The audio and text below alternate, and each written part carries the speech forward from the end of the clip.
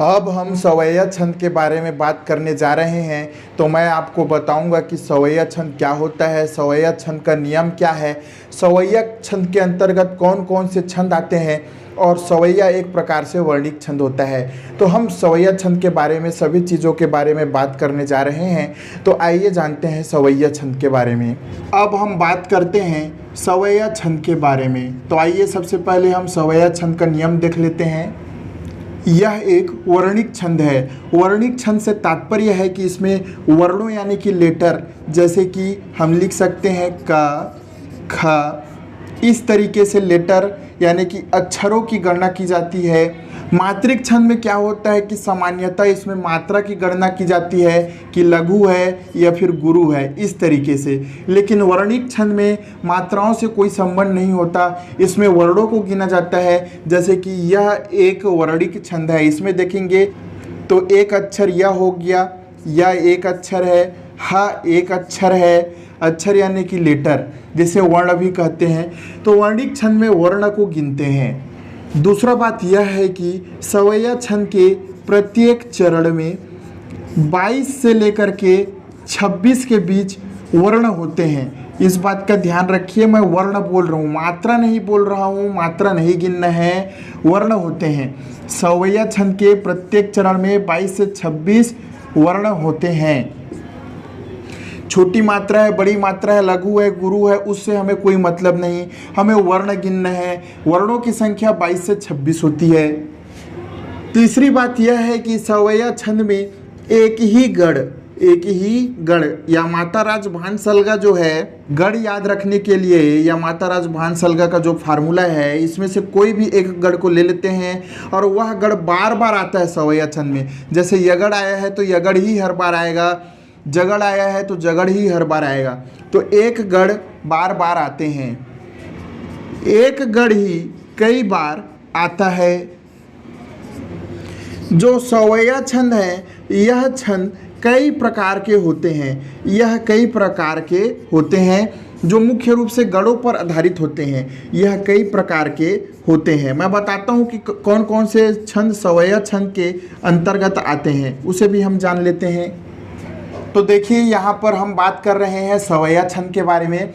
सबसे पहला बात कि यह एक वर्णिक छंद होता है। वर्णिक का मतलब वर्ण, लेटर या अक्षर से है, न कि मात्रा से है। दूसरा बात कि प्रत्येक चरण में 22 से 26 वर्ण होते हैं। यहाँ पर भी ध्यान दीजिए, वर्ण कहा जा रहा है, न कि मात्रा या फिर लघु गुरु। यहाँ पे सिर्फ अक्षर बोला जा रहा है। तीसरा बात यह है कि एक गढ़ ही कई बार आता है। जैसे अभी मैंने कुछ देर पहले लिख के बताया था, उसमें से कोई भी एक गढ़ रहेगा, उसकी ही आवृत्ति बार बार होती रहेगा। चौथा बात यह है कि यह कई प्रकार के होते हैं। जो सवैया छंद होते हैं उनका अलग अलग नाम होता है, जैसे कि मतगयन सवैया, दुर्मिल सवैया, किरीट सवैया, इस प्रकार से इसके बहुत सारे नाम होते हैं, बहुत सारे अलग अलग प्रकार होते हैं। उन सब के बारे में मैं आपको बता देता हूँ। देखिए, सबसे पहले यहाँ पे मैंने 6 प्रकार लिखे हैं कि यह मदिरा सवैया है, मतगयन सवैया है, चकोर सवैया है, किरीट सवैया है, अरसात सवैया है और मोद सवैया है। यहाँ पर मैंने सिर्फ ये 6 प्रकार के सवैया फिलहाल लिखे हैं। इन 6 सवैया की खासियत यह है कि ये भगड़ आधारित सवैया है। मतलब कि ये 6 के 6 सवैया भगड़ आधारित सवैया है। सिर्फ ये 6 सवैया भगड़ आधारित सवैया है। और भी बहुत सारे सवैया है जो अलग अलग गढ़ों पर आधारित है, उनके बारे में हम थोड़ी देर बाद चर्चा करेंगे। अभी हम भगड़ आधारित सवैया के बारे में चर्चा कर रहे हैं। तो देखते हैं भगड़ आधारित सवैया। ये 6 सवैया है जो भगड़ आधारित सवैया होते हैं और ये सवैया के प्रकार के अंतर्गत आ रहे हैं। इनका नियम क्या होता है यह भी मैं बता दूं। इनके चरण में हमें लगातार 5 बार भगड़ मिलते हैं। 5 बार क्या मिलते हैं? हमें भगड़ मिलते हैं, यानी कि 5 का गुणा कर दो भगड़ से। उसके बाद हमें मिलेगा एक मगड़ मिलेगा और एक हमें मिलेगा सगड़ मिलेगा, एक मगड़ सगड़। उसके बाद एक हमें मिलता है गुरु। मात्रा से हमें कोई लेना देना नहीं है, मात्रा जितने भी मिले उससे कोई मतलब नहीं है। अब देखते हैं भगड़। भगड़ 3 अक्षरों से मिलके बनता है और कितने बार आ रहे हैं? 5 बार। मतलब टोटल वर्ण हो जाएंगे 15 वर्ण। मगड़ भी 3 अक्षर से मिलके बना है, 3 वर्ण। सगड़ भी 3 अक्षर से मिलके बना है 3 वर्ण, और जो गुरु है जैसे कि है वगैरह लिख दिए तो वह 1 वर्ण से मिलके बनेगा। टोटल हम जोड़ देते हैं 15 3 18 3 21 1 22, टोटल हमें मिल रहे हैं 22 वर्ण। अर्थात कहने का मतलब यह है कि जो भगड़ आधारित सवैया होते हैं ये 6 सवैया है ना, ये 6 सवैया भगड़ आधारित सवैया हैं, और इन सभी 6 सवैया में 5 भगड़ मिलेंगे, उसके बाद 1 मगड़ 1 सगड़ और गुरु मिलते हैं। तो देखिए वर्ण कितने आ रहे हैं, 22 वर्ण, और कहा क्या क्या है कि 22 से 26 वर्ण के बीच होते हैं सवैया छंद। मतलब कि यह सवैया छंद जो भगड़ होता है इसमें 22 वर्ण पाए जाते हैं। तो देखिए यहाँ पर मैंने 4 सवैया का नाम लिखा है। दुर्मिल सवैया है, सुंदरी सवैया है, अरविंद सवैया है और सुखी और सुख सवैया है। ये जो 4 सवैया है ये चारों ही सवैया हमारे सगड़ पर आधारित सवैया है। सगड़ पर आधारित सवैया की संख्या कुल 4 सवैया होती है, जिसको मैंने यहाँ पे आपके सामने लिख दिया है। ये सभी हमारे सगड़ पर आधारित सवैया हैं। अब यदि आप जानना चाहते हैं जैसे कि दुर्मिल सवैया, इसका उदाहरण क्या है, इसके अंतर्गत कितने गण आते हैं, या फिर सुंदरी सवैया, तो इसके बारे में आप हमारे चैनल के वीडियो में जाकर के चेकआउट कर सकते हैं। मैं वीडियो अलग से स्पेशली इनके लिए बना दिया हूँ, जहाँ पर आप देख सकते हैं कि कितने वर्ण आते हैं, कितने गण आते हैं सगड़ के, सब कुछ डिटेल के साथ आप देख सकते हैं। यहाँ पर देखिए मैंने लिखा है सुमुखी सवैया, मुक्ताहारा सवैया, वाम सवैया और लवंग लता सवैया। तो यह जो सवैया है यह जगड़ आधारित सवैया है, इस वजह से इसमें 8 जगड़ मिलेंगे। हमें 8 जगड़ की संख्या रहेगी कुल 8। 8 जगड़ का मतलब है कि 8 तिया 24, जगड़ 3-3 अक्षरों से मिलके बनते हैं, 24 अक्षर और 1 गुरु, 24 1 25 वर्ण। कितना होना चाहिए, 22 से 26 के बीच वर्ण होना चाहिए। तो यह जो जगड़ है इसके अंतर्गत सुमुखी सवैया, मुक्ताहारा सवैया, वाम सवैया और लवंग लता सवैया आते हैं। यहाँ पे देखिए अब हो जाएगा मंदारमाला सवैया, सर्वगामी सवैया और आभार सवैया। ये तीनों सवैया जो होते हैं हमारे, ये तगड़ आधारित सवैया हैं। ये तीनों ही सवैया हमारे तगड़ आधारित सवैया होते हैं। अब यहाँ पे देखिए, यहाँ पर मैंने लिखा है गंगोदक सवैया। यह जो गंगोदक सवैया है यह रगड़ आधारित सवैया होता है।